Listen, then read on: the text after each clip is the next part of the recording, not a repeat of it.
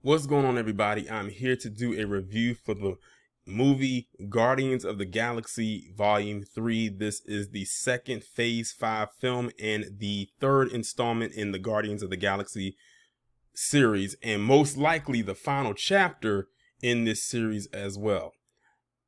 I'm gonna be honest, when I went into this movie, I went in with a certain level of expectation, mainly because when it comes to the Guardians movies, I know what I'm getting. I'm getting a lot of comedy, I'm getting some lightheartedness, some jokes here and there. Well, a lot of them placed all over the place with some action in there. Well, I can honestly say this third installment exceeded all of my expectations to the point where they really went there. When I say they pushed the limits and they pushed beyond their limits and pushed beyond boundaries when it came to making this film. James Gunn said, since this is going to be my last hurrah with the MCU before I do my thing over at DC to try to get their stuff together and clean their act up and do what I need to do over there, I'm going to leave my footprint and I'm going to leave a stamp before I depart from this franchise altogether. And not only that, but to leave Marvel Studios to go and do my own thing at DC.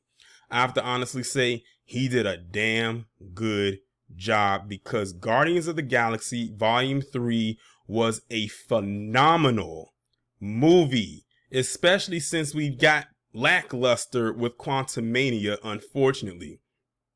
Guardians of the Galaxy Volume 3 was probably one of the last movies people would expect, or I would expect, to actually do what it did. And I have to honestly say they knocked it out of the park. So let me just go ahead and get into the synopsis of this one. To be truthfully honest, this movie is really Rocket's backstory, because we got a little bit of a backstory with everybody else here and there, but we never knew Rocket's backstory. And after seeing this movie, I can see why they waited to the last film in order to do it, because Rocket Raccoon has one of the darkest stories in the MCU that I've seen so far. When we're talking about origin stories, his story is very dark, and I can see why they decided to wait to the last one to do it, because they wanted to give you more lightheartedness coming into it so you could be more accustomed to who these characters are, especially since a lot of people didn't know who the Guardians of the Galaxy were. I'm being one of them people. And then kind of gradually place them along as they go along. And I think some of the more darker tones of them started to happen when they started to mesh with like the Avengers, with Infinity War and Endgame, and a little bit of Volume 2. But this one with Rocket's backstory was very, very dark. So basically what this movie is about is this character. It's a brand new character named the High Evolutionary, and I'm gonna go and get into him for a second. He wants to create this civilization of what he deems to be perfect specimens or perfect beings, and he uses animals and creatures in order to do it. So we find out that how Rocket Raccoon comes to be. He started off as just this regular raccoon that gets experimented on, and he gains human-like capabilities, hence the reason why he can talk, why he can walk on two legs, why he's able to shoot a gun, and all types of stuff like that. I mean, we get a really good in-depth backstory on Rocket, as well as these other creatures that are around. Also, we learn how he gets his name and all different types of stuff. The story is dark. I'm not even gonna lie. His story actually almost made me shed a tear. Like, it's really, really dark and sad at the same time with how his story really came to be. And basically something happens. I'm not going to explain what happens, but something ends up happening. And basically Rocket is basically damn near disposable for most of the film. And the team has to work together to try to find a quote unquote cure to bring Rocket back, so to speak. And while they're doing that, that's when we get backstory on Rocket. So we have the whole team back. We got Star-Lord back, Drax, Mantis, Nebula. They brought back, Kraglin and Cosmo. So they're all back. If you saw the Guardians of the Galaxy holiday special that they did on Disney Plus, you get a little bit more backstory about Mantis and Star-Lord actually being siblings. So now they're all living on nowhere. Life is pretty much, I guess you can say, seemingly decent, but Star-Lord is still kind of depressed because of Gamora. As you all know, a version of her ended up getting killed by Thanos in Infinity War in order for him to get the Soul Stone. And then a version of her came back in Endgame, but she does not know who he is because this is a different Gamora from like a different timeline. So he's not familiar with who, she is. So he's still pining about her. He's still depressed about her because he still believes that she's alive, but he knows that she's still alive, but not the version that he has come to know and love in the previous series. So while all of that's going on, they end up getting hit by a threat. And that threat is one of the new characters, which is Adam Warlock. And Adam Warlock is basically this being, like they kind of hinted at him in the ending of Guardians of the Galaxy Volume 2, but they didn't bring him in. And I think when that goes into one of my cons is that I wish they would have brought him in if they was following the comics. He is supposed to be the one that helps to beat Thanos, but I think they kind of gave Captain Marvel his storyline in order to shoehorn her in, and then they just kind of put him on the back burner, and then they brought Adam Warlock in. So Adam Warlock, he's this individual that was created, but he wasn't done being created. They basically pulled him from the incubator, so to speak, while he was still baking. He wasn't complete yet. And basically you got almost like a bootleg version of him and not a complete version of him. And maybe if the story goes along the way they keep him around, then maybe they can somehow do something with that. Because that's actually one of my cons. I'm going to get the con out of the way right now.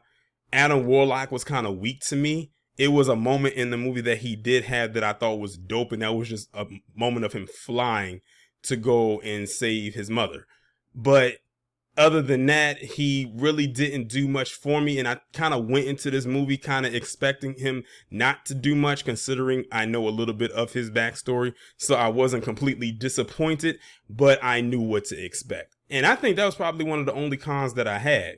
But one of the biggest pros that I have was the villain, the High Evolutionary. As y'all know, I actually did a video talking about him where there was a lot of so-called fans that were upset because the High Evolutionary was being played by a black man.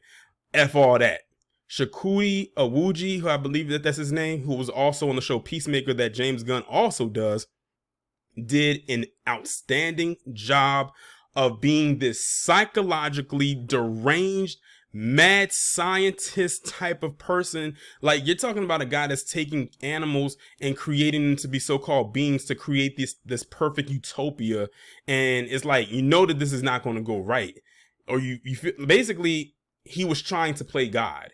So whenever you're dealing with a person that's trying to play God, you're dealing with a person who's not mentally stable. Anyone that goes around calling themselves God and saying that they're playing God, try to steer as clear from them as you possibly can. But this was one of the best villains that the MCU has had to date. And the reason why I say it like that is because the MCU, while they can execute storylines and keep continuity going, one of the biggest gripes that a lot of MCU fans have had in the past is that they don't have or flesh out the best villains. I mean, you have your Thanos and, Killmonger and everything like that. But I'm going to put it like this. The High Evolutionary was everything that we wanted Kang the Conqueror to be. Granted, they have two different storylines, but the menacing, maniacal way about themselves is what we wanted Kang to be. Hopefully going forward, that's, more and more of what we get from him, considering we know his character is not completely gone. But the High Evolutionary was a very, perfect villain. He the actor who portrayed him did a phenomenal job portraying him.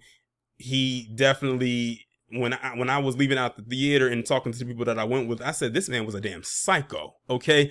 Like, there was no type of saving grace about him. He had no redeemable qualities whatsoever. There was no reasoning with him. This guy only had one mission and one mission only, and he was going to do and move heaven and hell in order to get what he wanted. And if you see the movie, you'll see exactly what I mean. High Evolutionary ranks pretty high on my MCU villain tier list. Like, he's automatically thrown in the top 5 just after just one entry.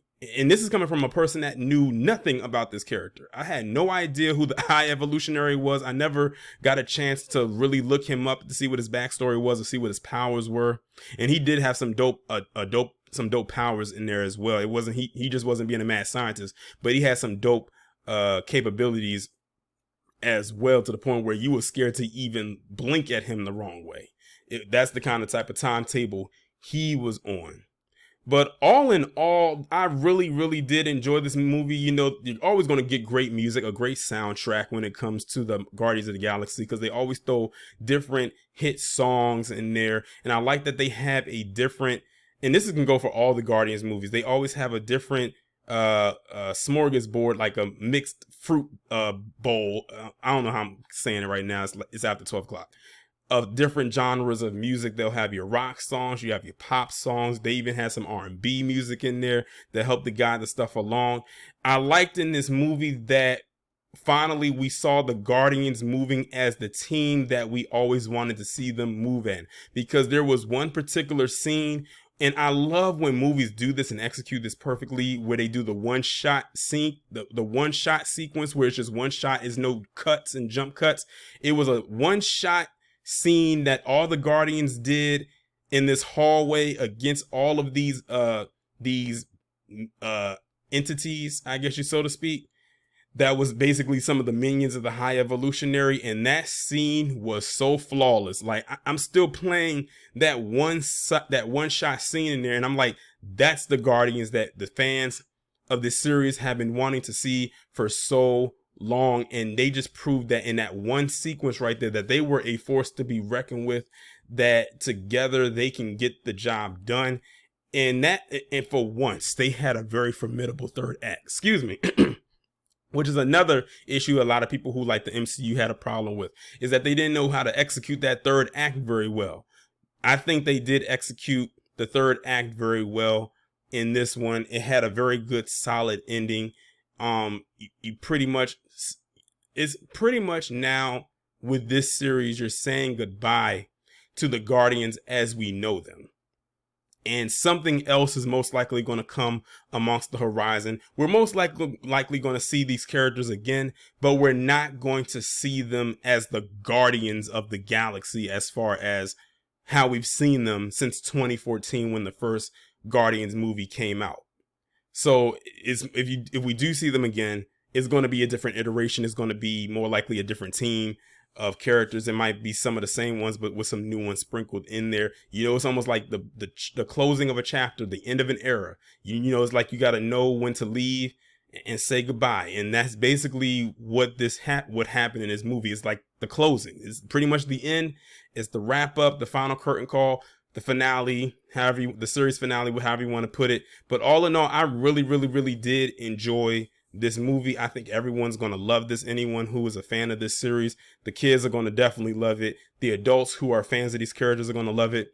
Even if people aren't familiar with who these characters are and they just want to go out and watch a good action film, get some good laughs in here and there, you're really going to love it. It's something for everybody. I would highly recommend going to see this film.